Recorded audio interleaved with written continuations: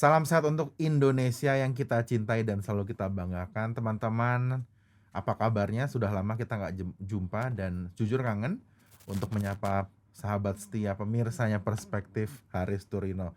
Kita berjumpa lagi di bulan yang baik ini, Mas Haris. Selamat sehat. Sehat selalu, alhamdulillah. Lama kita nggak berjumpa. Ini Aku dosa apa, Mas? Aku Itulah. diliburin kok. Asik, Padahal aku yang ya. salah. Teman-teman, kita juga baru ada pelonggaran penggunaan masker, tetapi kita tetap berharap Indonesia semakin sehat memasuki masa endemik. Namun untuk kelancaran kita izin membuka masker agar ngobrol lebih lancar. Monggo Mas, kita buka sebentar. Lama bener loh Mas kita nggak jumpa loh Mas. Itulah. Kenapa Mas? Aku mbok yo Ya, dievaluasi gitu loh. Kalau ada salah aku mbok yo dibilangin gitu Mas. Apa udah nggak mau ngasih aku jajanan, traktir makan piye? Itulah memang menjelang Lebaran ya. Acaranya padat sekali Mas Angga. Saya banyak sekali melakukan kunjungan ke daerah dan juga ke Dapil ya. Di Dapil banyak aktivitas di sana, termasuk kita menyapa warga, menyapa seluruh struktural partai ya. Dan juga tentu kita memberikan distribusi beras dari Mbak Puan ya. Sekaligus ya di tengah kondisi yang tidak bagus inilah ya harapannya mereka merasa bahwa ya diperhatikan. Itu kira-kira Mas Angga. Dan juga teman-teman di momentum yang baik ini setelah tadi Mas Haris cerita sedikit membuka dengan highlight aktivitas beliau, kita juga mesti memberikan ucapan selamat Hari Raya dan juga mohon maaf. Monggo Mas, silahkan. Jadi di tengah bulan yang baik ini, bulan Syawal ya, saya mengucapkan minal aidin wal faizin, mohon maaf lahir dan batin. Juga kepada saudara-saudara yang beragama Buddha, selamat Hari Raya Trisuci Waisak. Ya, jadi hari rayanya pas deket-deket ya. Bukti Indonesia tuh beragam dan banyak sekali nilai-nilai yang bagus sekali. Terus Mas, ada cerita menarik apa nih? Asik. Sebagai pembuka, sebelum kita masuk ke yang intinya, susah-susah. Ada cerita apa Mas yang bisa dibahas? Ada kabar yang bagus sekali ya. Kabar apa, Tanggal 11 Mei 2022, Ibu Ketua Umum PDI Perjuangan Megawati Soekarno Putri kembali lagi, berarti yang kedua kalinya ini mendapatkan gelar Profesor Kehormatan dari Seoul Institute of Art. Ya. Ini adalah gelar Profesor Kehormatan yang kedua.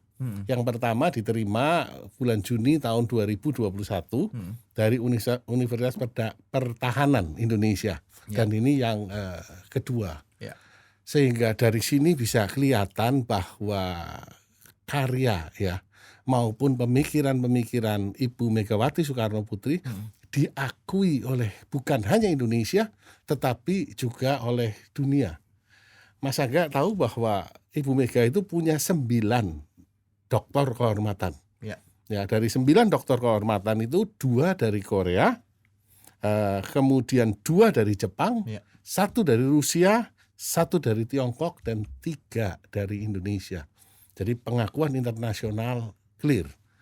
Rekam jejak Ibu Mega dan kontribusinya terhadap bukan hanya Indonesia tetapi dunia memang diakui Mas Angga.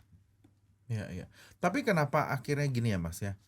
Kan ada yang bilang nih, kalau bilang apa sih pemikirannya beliau tuh sampai akhirnya orang-orang tuh kok dunia kok mau mengakui beliau. Ini yang menarik Mas Angga. Ya, satu kondisi faktual ya bahwa kebinekaan adalah satu keniscayaan di Indonesia. Ya, kalau kita jujur mengakui bahwa di bawah kepemimpinan Ibu Mega, PDI Perjuangan adalah partai yang paling depan ketika bicara soal kebinekaan. Ya, tidak ada yang lain bicara juga soal kebinekaan, tetapi di bawah kepemimpinan Ibu Mega clear sekali. Berdiri paling depan kita. Jadi 4 pilar itu dijalankan dengan sempurna Mas Angga. NKRI, Undang-Undang Dasar, kemudian Pancasila dan kebinekaan yang tunggal ika. Oke. Berarti sebetulnya pemikiran itu menjadi inspirasi juga ya Mas ya untuk warga dunia juga, untuk negara-negara lain untuk juga mengimplementasikan itu dalam misalnya dalam aspek konstitusinya mereka. Betul Mas Angga. Karena kan banyak negara juga faktanya adalah bineka. Ya. Negara yang monokultur, monoagama, monosuku, monoagama dan monolanguage ya, itu sedikit seperti Korea, Jepang, itu kan sedikit sekali. Tetapi kayak Amerika dan segala macam sudah jelas multiple, banyak sekali. Tapi emang Indonesia paling unik ya Mas. Kita jalan 132 kilo dari sini, bahasanya udah bahasa Sunda. Nah, Bandung, majuan lagi bahasa ngapak, jangan lupa udah itu. Sebenarnya mau ngomong saya Cirebon sana dikit, nah udah ngapak semua. Asik, Jadi memang ya. ternyata pemikiran itu teman-teman menjadi satu inspirasi juga bagi dunia, dan kiprah nyatanya Ibu Megawati dalam juga kontribusi dia juga ya dalam menjaga perdamaian dunia ya Mas. Dan juga saya juga membaca dalam beberapa berita arus utama, pemerintahan Korea dan juga warga Korea sendiri sangat mengenang bagaimana Ibu Megawati berkiprah untuk memicu perdamaian ya. Memicu perdamaian, dan cita-citanya adalah mempersatukan bangsa Korea, antara Korea Utara dengan Korea Selatan yang sampai saat ini belum bersatu. Di pidatonya Bu Mega clear ya, bahwa politik luar negeri Indonesia yang bebas dan aktif ini, ya aktif itu salah satunya adalah dua isu yang diangkat, memerdekakan Palestina, dan yang kedua adalah mempersatukan bangsa yang belum bersatu, yaitu Korea Utara dengan Korea Selatan. Wow, itu tugas besar sekali ya sebetulnya. Dan juga mungkin kita bersama-sama berharap ya, karena Palestina kita tahu sendiri situasinya selalu dinamis, dan kita juga punya harapan yang sama untuk perdamaian di sana. Nah, kita berpindah ke dalam negeri nih Mas. Kemarin setelah akhirnya keliling-keliling ketemu dapil ngasih beras, tanggapan masyarakat gimana Mas? Oh ya, masyarakat tentu sangat bersyukur ya. Karena setelah 2 tahun ya, mungkin kalau 3 tahun kan Bang Thoyib ya ndak pulang. Ini cuma 2 tahun. Cuma 2 tahun ya, bahwa mereka tidak bisa mudik karena kondisi pandemi. Kali ini mereka bisa mudik. Ya, itu yang sangat disyukuri. Kembali lagi ketemu dengan keluarga, kembali lagi melakukan silaturahmi ya. Dan kita dari PDI Perjuangan turun. Mbak Puan turun dengan saya sendiri membagikan 11.200 paket beras. Mas sendiri aja? Yes, dari Mbak Puan ya. Kita bagikan untuk di dapil. Dan ya tentu dampaknya mereka tersapa ya. Ya masih ngobrolin minyak goreng nggak Mas? Ngomongin minyak goreng nggak? Iya, minyak goreng masih menjadi topik. Nanti kita akan bahas Mas Angga. Secara khusus ya kita akan bicara soal minyak goreng nih. Iya. Tapi kembali lagi, untuk ketika Mas menyapa masyarakat juga, mereka memang dasarnya sekarang ini situasi kebatinannya masih belum kembali pulih ya? Iya, belum kembali pulih ya, tetapi gerakan ini bagus sekali menurut saya, yaitu menyapa masyarakat melalui pembagian beras ya. Karena salah satu tugas daripada kader PDI Perjuangan adalah menambah tenaga kaum miskin. Ya, dengan memberikan ini paling tidaklah menolong masyarakat. Minimal rumah tangga mereka bisa berjalan lah ya. Kebutuhan pangan pokoknya mendapat support. Betul. Dan itu teman-teman, kalau saya boleh juga menggarisbawahi juga, ini bentuk upaya yang berkelanjutan sebetulnya. Sekali memang ada misi untuk juga semakin memperkenalkan ya Mbak Puan di masyarakat, yang harapannya semakin dikenal, juga semakin diketahui juga kiprahnya. Kalau kiprahnya memang clear ya. Jadi kalau dikenal tentu dikenal. Mbak Puan sebagai cucu Bung Karno, ya Mbak Puan sebagai Menteri Pertama Perempuan ya, PMK, dan juga sekaligus sebagai Ketua DPR RI perempuan yang pertama yang dimiliki oleh Indonesia ya. Jadi kiprahnya sudah jelas sekali, tinggal nanti kita semakin dorong ya Mas ya. Siap. Agar semakin jos gandos. Nah, topik yang paling nyebelin sebetulnya bukan nyebelin. Kalau saya nyebelin langsung diomelin sama Mas Haris nih kalau ngomongin nyebelin. Tapi ujuk-ujuk nih Mas, katanya ada kerugian di BUMN akibat kalau di framingnya adalah salah investasi. Asik. Jadi kalau biar ngebukanya enak, saya baca judul kerepean kita. BUMN beli saham perusahaan rugi. Asik. Apa penjelasan DPR? Tentu bukan penjelasan dari DPR. Oh bukan ya, ini diralat dulu nih. Kita lihat memang PT Telkom melalui Telkomsel ya Itu hitungannya anak ya Mas ya? Anak ya, jadi 60% saham Telkomsel dimiliki oleh PT Telkom, Oke. 40% dimiliki oleh Singtel. Ya. PT Telkomsel ini melakukan investasi di perusahaan merger antara Gojek dengan Tokopedia. Ini terjadi 18 Mei 2021. Ya, besaran dana yang dikucurkan 6,4 triliun. Ini angka yang cukup besar. Garuda juga pengen tuh angka segitu Mas. Nah, kemudian kita tahu bahwa kinerja Gotoh sahamnya ketika dia go public di 338. Nah, tetapi kemudian harga sahamnya turun. Ya. Menjadi bahkan kemarin sempat ke level 194.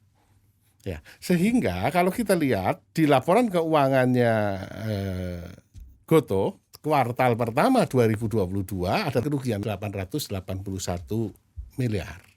Ya, ini juga kembali lagi unrealized loss.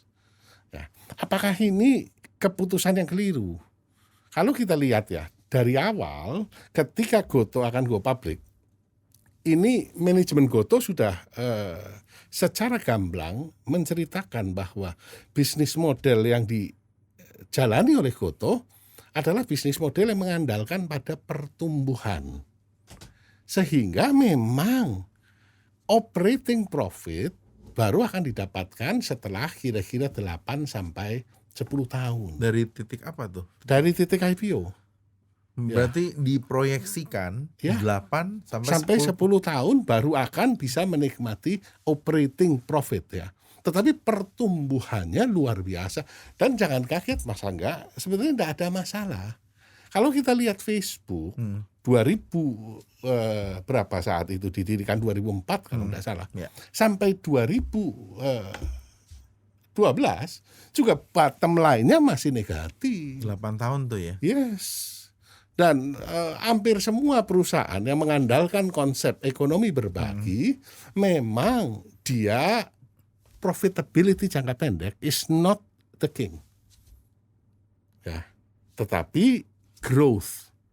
Dan tentu saja growth ini harus didanai.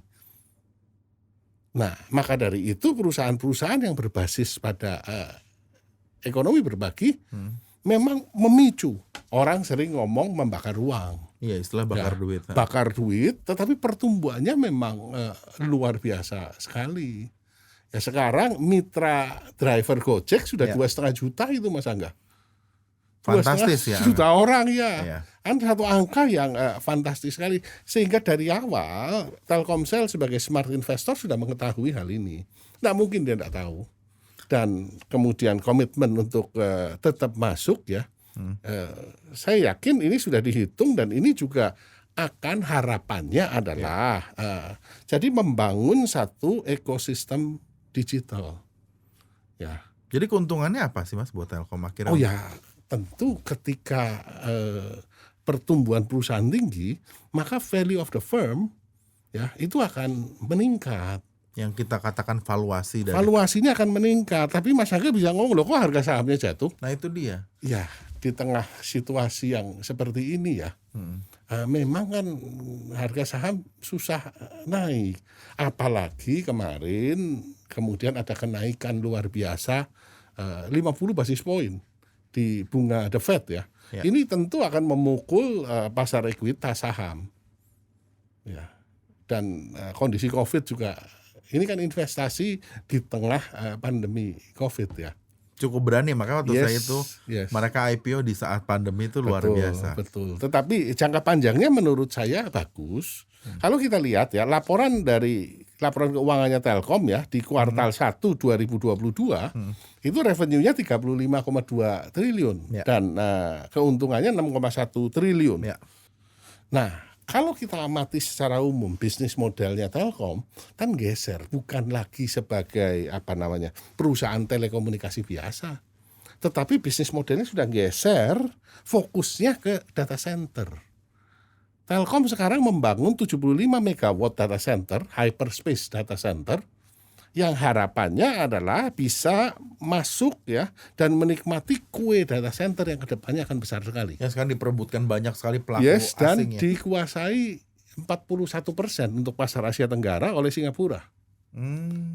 Pangsa pasarnya Telkom baru 10%. Dengan nanti selesainya ini 75 megawatt, ini Telkom bisa lebih banyak berkiprah dan harapannya tentu ini perusahaan akan berkembang luar biasa. Berarti kita sedang on progress, kita menjadi tuan rumah di bisnis data center itu sendiri ya? Yes. Wow. Saya sebelum reses kemarin ya, kita kan sempat mengunjungi data center PT Telkom. Di mana, Mas? Yang di Sentul dan yang satu lagi di Cikarang ya. Oke. Kita kunjungin di sana, memang pembangunannya on progress. 22 megawatt akan selesai di kuartal kedua ini, dan sisanya akan dilanjutkan sampai ke 75 megawatt. Oke. Tapi Mas gini, balik lagi ke tadi masalah investasinya Telkom lalu Telkomsel di Gotoh. Ya. Aroma-aromanya masih ada yang kurang sedep gitu Mas.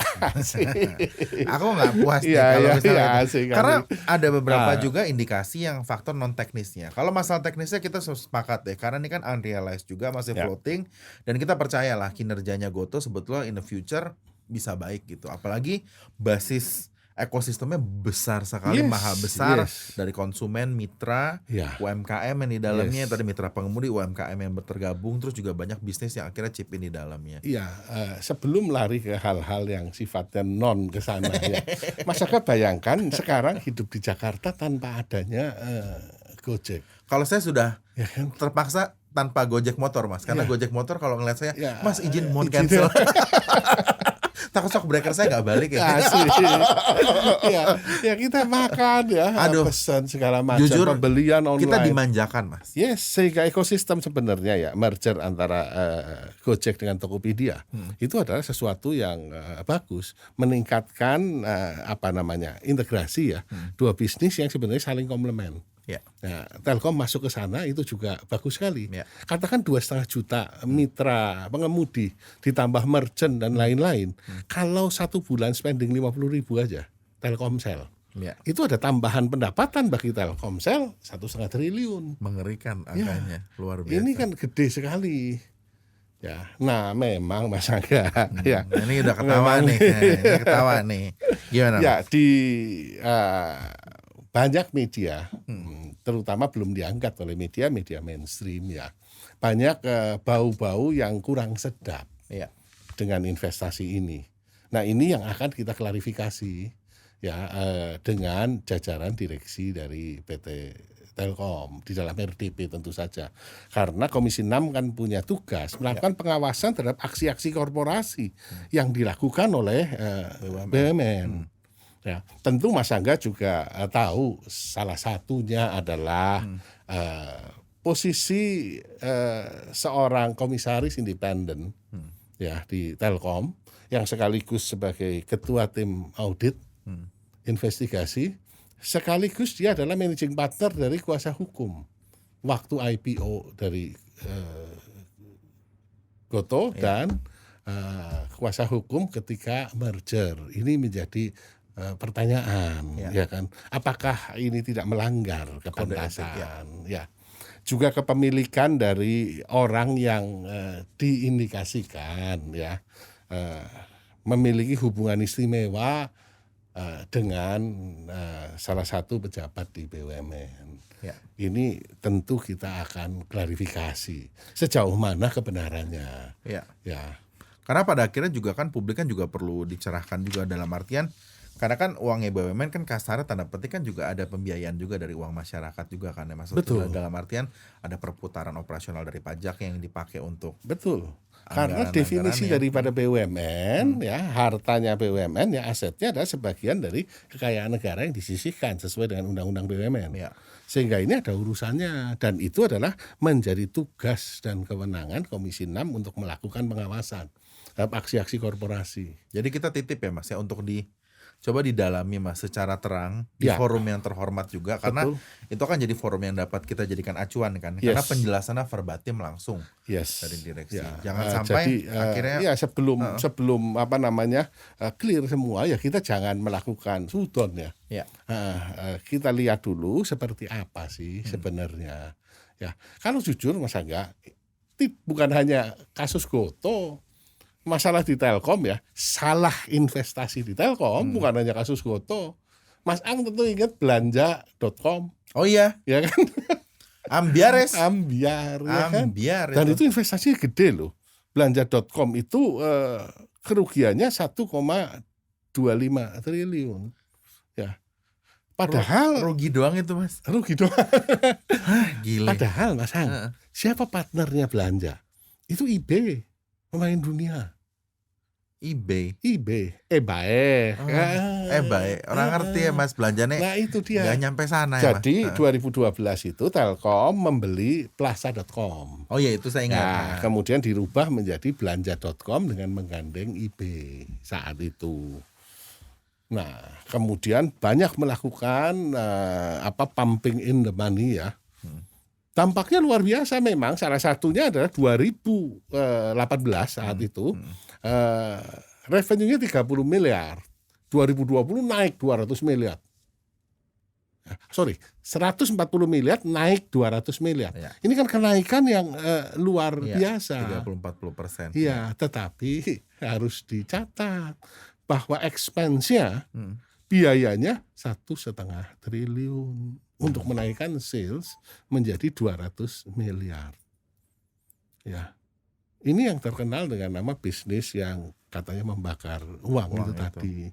Ya, memang bisnis ini keras sekali Mas Angga. Tetapi kalau sukses dan Anda menjadi paling tidak, kalau tidak bisa monopoli, paling tidak oligopoli, bertahan the last standing, itu akan menikmati satu pertumbuhan yang luar biasa sekali.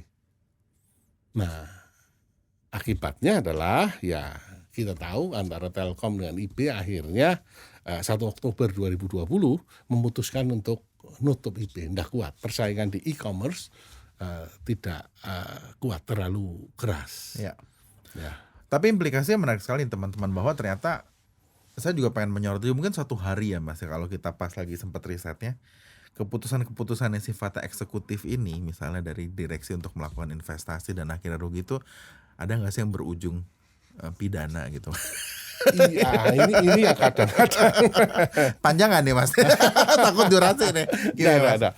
Gini, jadi memang ya kalau saya sebagai CEO dari satu perusahaan swasta, saya melakukan aksi korporasi dan gagal, menimbulkan kerugian. Ya, maka ya dianggapnya sebagai rugi bisnis biasa. Ini yang kadang-kadang kita juga harus fair ya. Di dalam direksi BUMN itu kadang-kadang susah Mas Angga. Nah, kalau disuruh mencari uangnya menggunakan undang-undang PT, ya kan, mencari uang. Tetapi ketika kemudian salah, yang digunakan adalah undang-undang kerugian negara. Nah ini yang bahaya. Tapi saya rasa keputusan dalam kasus Gotoh adalah keputusan yang cukup tepat ya. Lepas dari segala isu ya yang nanti akan kita klarifikasi Mas Angga. Jadi teman-teman kita mengajak jangan menyimpulkan dulu sampai nanti akhirnya betul-betul penjelasan dari direksi secara penuh akan memberikan gambaran ya Mas ya. Jadi baca di Twitter boleh, baca di grup WhatsApp boleh, monggo aja. Tapi nggak usah di-share ya Mas ya. Karena jadi rumit. Nah sekarang sebagai dessert obrolan kita biar nggak terlalu panjang juga, karena takutnya penonton sekarang kalau dikit-dikit panjang dikit pengennya ganti channel nih Mas sekarang. Nah sekarang tiba-tiba ada koalisi nih Mas, koalisi kongko ngisi-ngisi atau jadi tiba-tiba 3 ketua umum partai itu ketemu, meskipun yang di CKS sampai nggak diajak, nggak tahu kenapa sampai akhirnya udah duluan sowan, tapi kok aku dijak. Nah itu bumbunya ya. Akhirnya ada PAN, P3 dan Golkar. Mereka membangun koalisi yang menurut saya bukan ujuk-ujuk ya, tapi cukup prematur. Karena juga belum jelas betul apa yang mau diusung. Iya, dan siapa calonnya sudah tidak jelas. Ini indikasinya apa sih, Mas? Nah, bacaan ini dia, Mas Ang. Jadi secara jujur, Mas Ang, apa yang saya ketahui tidak lebih banyak dari apa yang Mas Ang ketahui sampai saat ini. Kemarin selesai rapat paripurna, kita ngobrol dengan teman-teman dari Golkar, dari PAN, dari P3. Mereka juga belum ngerti apa sih sebenarnya ini. Ya, wah, mereka juga masih ya? bingung. Berarti super elit ya mungkin elit ya mungkin ya sekedar ya penjajakan lah ya. Karena politik ini kan sangat dinamis ya. Sekedar mulai menjajakan testing the water seperti apa ya. Tetapi semuanya saya yakin semuanya akan nanti lebih mengerucut ya ketika PDI Perjuangan sudah mengambil satu keputusan. Siapa yang akan diusung oleh PDI Perjuangan? Apa PDI Perjuangan sekarang jadinya kayak merasa didahului nggak sama mereka? Oh tidak, kita enggak ada. Ibu yakin ya Mas? Tidak. Ini enak nih. Ya, enggak. Jadi nggak terganggu juga ya dengan ada manuver ya, ini sama sekali? Pasti ada manuver. Pasti ada manuver. Biasa aja nih ya? Biasa. Ibu ketum kita sangat berpengalaman soal ini. Ya. Jadi nggak ada, maksudnya saya membacanya gini, kalau saya baca apa nih pengen mempercepat atau pengen mendorong gerusui, katanya mendorong tidak. Saya rasa Ibu akan memilih waktu yang paling tepat ya nantinya untuk mengumumkan siapa yang akan diusung dan siapa yang didukung oleh PDI Perjuangan ke depannya. Jadi arahan partai tetap sama ya Mas, tetap pada Ibu Ketua Umum akan memilih dan memberikan mandat kepada siapa, itu masih sama berarti? Ya, karena itu keputusan Kongres ya. Keputusan Kongres adalah keputusan yang paling tinggi. Nah, dan di Kongres memang jelas-jelas mengatakan memberikan kewenangan sepenuhnya kepada Ketua Umum untuk menentukan. Iya. Gitu. Terus kemudian yang elektabilitas paling tinggi sekarang gimana Mas? Kan sekarang ini tiba-tiba muncul banyak orang kepengen gitu. Bahkan mitra kerja Mas Haris, Menteri BUMN sendiri sekarang rajin sekali. Ya. Kemana-mana. Semua amannya diobrolin. Semua sekarang bicara soal elektabilitas. Iya. Mas bacanya gimana Mas untuk elektabilitas? Ya, elektabilitas survei ini ya menurut saya ya ini tentu selama dijalankan secara ilmiah ya. Tentu bisa menjadi satu bahan pertimbangan, tapi jelas bukan satu-satunya, Mas Ang. Kalau elektabilitas adalah satu-satunya pertimbangan, Jokowi tidak diusulkan jadi presiden. Karena 2014, ya elektabilitas Jokowi masih jauh di bawah Prabowo. Itu 2014? Yes. Sejarah membuktikan ya? Sejarah membuktikan. Elektabilitas katakan Mas Angga mau ngomong Ganjar. Nah iya, kalau saya kan gak enak ngomongnya, takutnya ngomongin temen apa bukan temen gitu. Oh ya, kader. Oh kader, oke.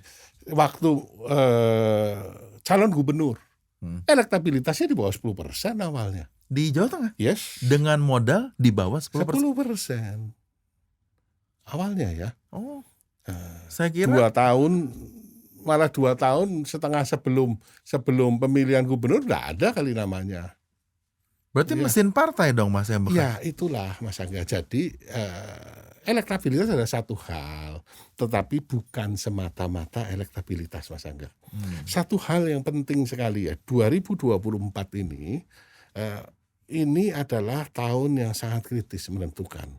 Ya, bagaimana masa depan Indonesia. Kita tidak boleh salah milih orang Mas Angga. Ya, karena masa depan negara ini Mas Angga. 2019 paling tidak Jokowi masih petahana. Ya, punya keunggulan tentu sebagai seorang petahana. 2024 tidak ada yang punya keunggulan itu. Sehingga semuanya bertarung secara on par bebas, ya, on par ya, dan kita tidak boleh salah pilih. Ya. Nah, ini yang membuat Ibu tentu punya pertimbangan tertentu. Ibu sedang melakukan kontemplasi dan nantinya ya Ibu akan memutuskan. Saya yakin pilihannya sebagai kader PDI Perjuangan, saya akan dukung siapapun yang akan dipilih oleh dalam Ibu. Satu barisan. Dalam satu barisan, yes. Tapi saya pengen Mas Haris menutup dialog kita di hari ini, di episode kali ini. Sebetulnya saya pengen Mas Haris kasih pencerahan. Jujur kan sekarang figur-figur tuh banyak. Yes. Mereka semua ketokannya wong api. Nah. Kayaknya baik semuanya. Yes. Demen, ramah, bersahabat. Ya semua pasti begitu kan, namanya kampanye. Kalau Iya. ditunjukkan yang jelek-jelek kan nggak laku. Nah, di saat yang sama kan kita harus cerdas memilih. Mas, Yes. boleh kasih pesan nggak? Gimana kita jadi bisa lebih jernih melihat manuver-manuver populisnya para kandidat-kandidat ini? Gini, Melihatnya gimana, Mas? Kalau saya patokannya pada track record-nya. Ya, jadi jangan hanya apa yang ditampilkan oleh media. Apalagi media-media yang dia ciptakan sendiri ya. Media sosial Ya, media misalnya. sosial yang dia ciptakan sendiri. Itu menurut saya adalah jejak-jejak yang direkam. Jadi beda ya, Ya, rekam jejak. Rekam jejak ini menjadi patokan kita untuk memilih. Bukan jejak yang direkam, Mas Angga. Nah, dari rekam jejak kita tahu karakter seseorang itu seperti apa. Ya, dari rekam jejak kita akan tahu kompetensinya dia seperti apa. Ya. Dan dari rekam jejak kita akan tahu kapabilitasnya seperti apa. Kapabilitas seorang pemimpin akan teruji. Teruji ketika menghadapi satu tantangan. Dan tantangan yang dihadapi Indonesia 2024 dan ke depan adalah tantangan yang luar biasa, Mas Aga. Ya. Ini negara besar yang akan masuk menjadi G7. Ya. Tidak boleh gagal di sana. Sehingga tentu dibutuhkan karakter seorang pemimpin, dibutuhkan pemimpin yang punya kompetensi, dan dibutuhkan pemimpin yang punya kapasitas. Ya. 270 juta rakyat Indonesia akan tergantung dari pemimpin ini. Kita jangan sampai salah pilih. Itu pesannya Mas Ang. Jelas, jangan sampai salah pilih. Tetapi kalau milih untuk like, subscribe, dan juga komentar channel kita, nggak apa-apa ya Mas ya. Nggak apa-apa. Kita menantikan dukungannya teman-teman semua, dan kita mengucapkan terima kasih yang begitu luar biasa atas dukungan teman-teman semua. Dan juga jangan lupa tetap jaga kesehatan. Dan Mas Haris juga tetap berkiprah dengan kejujuran, integritas. Matur Kita suwun. titip jangan sampai negara ini kekurangan orang baik ya Mas ya. Matur Untuk suwun. membangun. Jadi kita undur pamit teman-teman. Terima kasih. Assalamualaikum warahmatullahi wabarakatuh. Sehat selalu untuk kita semua.